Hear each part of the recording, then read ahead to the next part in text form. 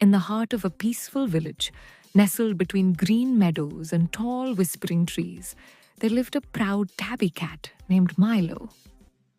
Milo wasn't just any ordinary cat. He was known as the king of the backyard. With glossy fur, emerald eyes, and a tail that curled like a question mark, he ruled his domain with grace and a touch of arrogance. Milo's days were filled with patrolling fences, stretching in sunbeams, and occasionally chasing butterflies for fun. He enjoyed solitude, silence, and the rustling of leaves, everything a cat could possibly want. But one day, everything changed. Mrs. Dalloway, the old lady who owned Milo, returned from the village market carrying a golden cage. Inside the cage, perched like a jewel on a little wooden bar, was a bright green parrot with a splash of red on his head. Milo's ears twitched, his tail flicked. "A bird?" he muttered under his breath, eyeing the cage suspiciously. Mrs. Dalloway smiled as she placed the cage near the window. "This is Rio," she said sweetly. "Isn't he beautiful? You two will be good friends." Milo arched an eyebrow. Friends? With a bird? From the moment Rio entered the house, Milo's peaceful world turned upside down. Rio was loud, talkative, and dramatic. He sang in the mornings, whistled tunes in the afternoons, and practiced human phrases he had learned from his previous owner. "Hello, darling," he'd squawk at random times. "Who's a clever boy I am." Milo tried to ignore him, but Rio was impossible to ignore. One afternoon, Milo was stretched out on the windowsill, basking in the warm sunlight. Rio, from his cage, looked down and said, "What a lazy lump of fur you are. Do you even do anything all day?" Milo sat up offended. "Excuse me, I happen to be very busy. I watch over the garden. I chase away mice. You nap for 16 hours and call it work," Rio interrupted, laughing. It was war. The next few days were filled with pranks and petty arguments. Milo would swipe his paw near Rio's cage just to annoy him. Rio, in return, would mimic Mrs. Dalloway's voice and shout, "Bad cat," every time Milo tried to sneak food. Sometimes Milo would leap onto the table and knock over Rio's mirror.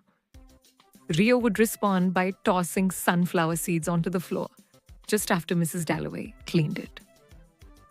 Despite the rivalry, there was something entertaining about their interactions. Deep down, Milo didn't truly want to harm Rio, and Rio found the grumpy cat oddly amusing. But neither would admit it. One evening, dark clouds rolled over the sky, and thunder boomed in the distance.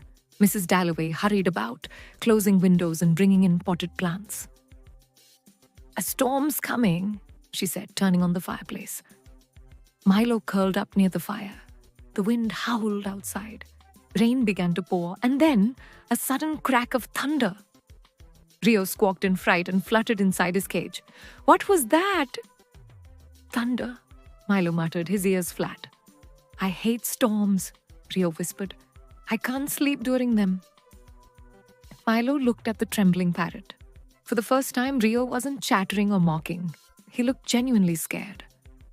Milo stood up, stretched, and slowly walked over. He sat on the table next to Rio's cage. "You'll be fine," he said softly. "The storm will pass. You're safe here."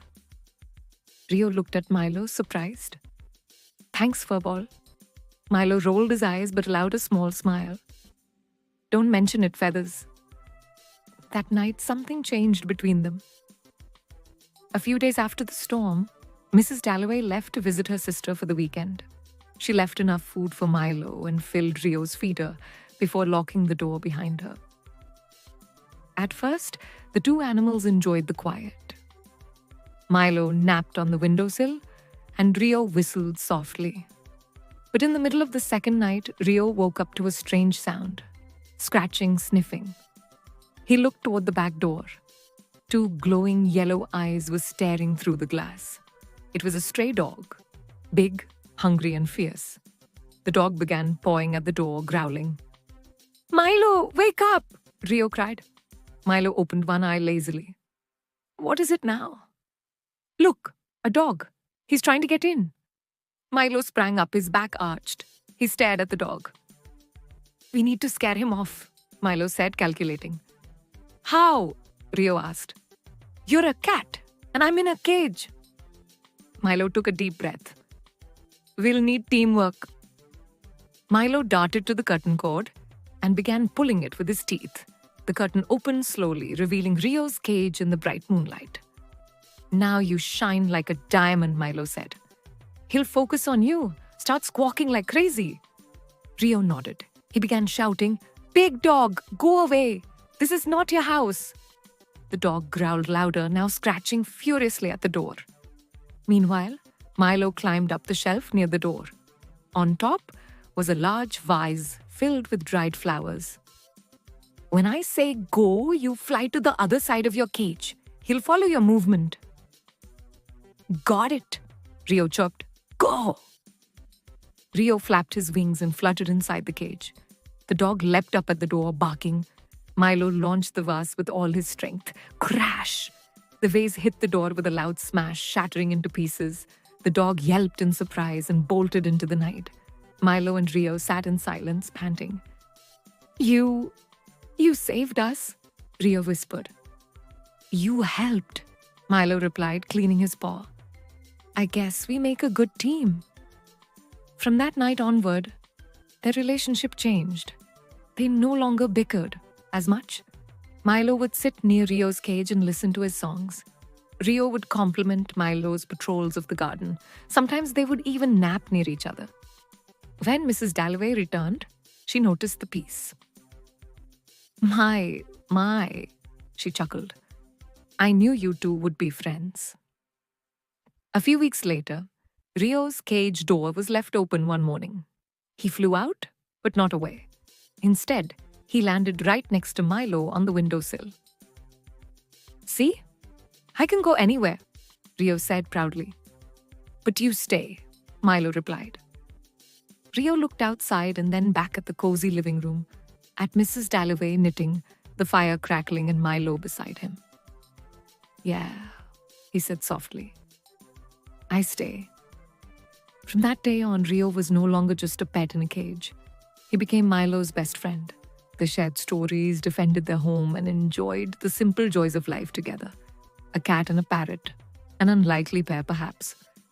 But sometimes the best friendships are the ones no one expects.